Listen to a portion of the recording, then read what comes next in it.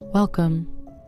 You found a quiet place, a channel for slow stories, soft voices, and gentle horror, meant to be listened to in the dark. There are no sudden noises here, no shouting, no jump scares, only calm words, long pauses, and stories that unfold very slowly. If you're listening in bed, let your eyes rest. Let your breathing slow. This story is safe to fall asleep to. Now, get comfortable, lower the volume, and listen carefully. The story begins. My father was supposed to be home by 6. He texted at 5:32. Running late, don't wait up. He always came home late. That was not strange. At 7, my mother set the table anyway. 2 plates, 2 glasses. She did this even when he was late. I did not ask why. At 8, his phone rang on the counter.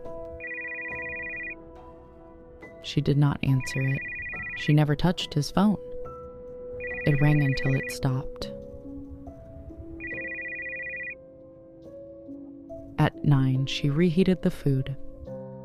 At 10, she turned the television down. At 11, she sat very still. At 11:46, the front door opened. I did not hear the lock. I did not hear footsteps. My father stood in the doorway. He looked tired. He said my name. Then he said my mother's. His voice was correct. His coat was missing.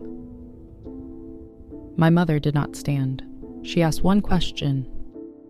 "Did you get home safe?" He paused. "Yes," he said.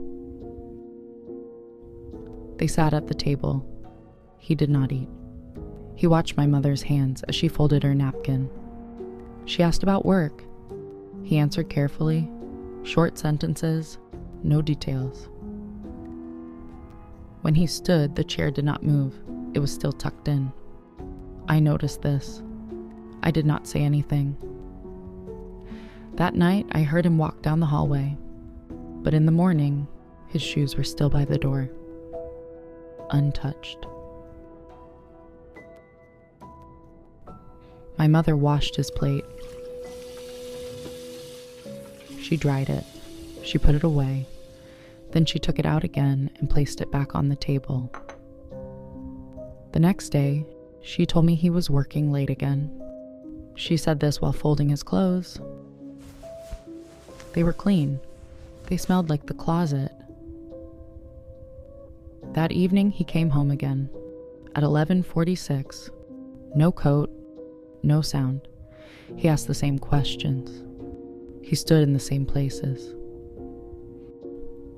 On the third night, I stayed awake. I watched the door. At 11:46, it opened. Nothing came in. The door closed. At the table, my mother served 2 plates. She spoke to the empty chair. She nodded. She smiled. I asked her where Dad was. She did not look at me. She said he comes home every night. On the 4th night, my mother brought out a 3rd plate. She placed it at the end of the table. This one was smaller, cracked. She did not look at it. I asked her who it was for. She said for what brings him home. Her voice was steady, practiced. After midnight, the air in the kitchen changed. Not colder, heavier. The light above the table dimmed. The empty chair creaked. Something sat down. I could not see it clearly, but I could see the effect. The table pressed inward. The floor groaned. My father's chair moved back as if making space. My mother bowed her head. "Thank you," she said, "for returning him." My father stood. He looked at me then.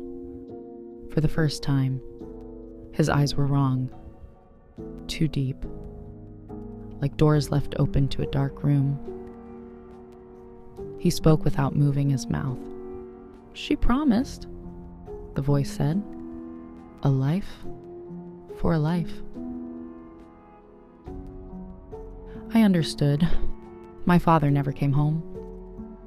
What returned was allowed to wear him, as long as it was fed.